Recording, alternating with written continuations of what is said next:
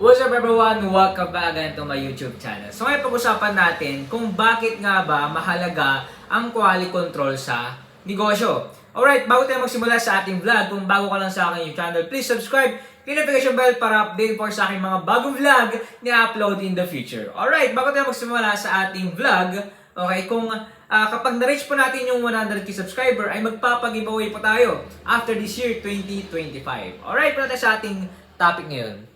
Bakit nga ba mahalaga ang quality control? Alright, yung iba hindi sila sensitive sa mga quality control. Especially, your product is very mahalaga, okay? Especially pag ito ay pagkain. Kasi nga, yung iba ay maselan, especially sa pagkain, alam nila yung lasa, alam nila yung dapat consistent. Ganun tayo, parang nyari sa McDo, Jollibee. Kumbaga, pag inisip pa lang natin yung pangalan, alam na natin yung lasa. Tama?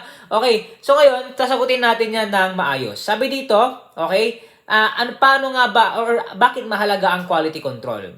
Ito yung aking sagot, para siguradong maganda ang produkto.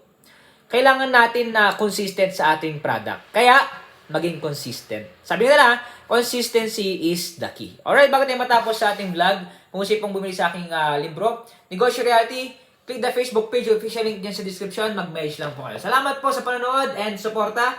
God bless!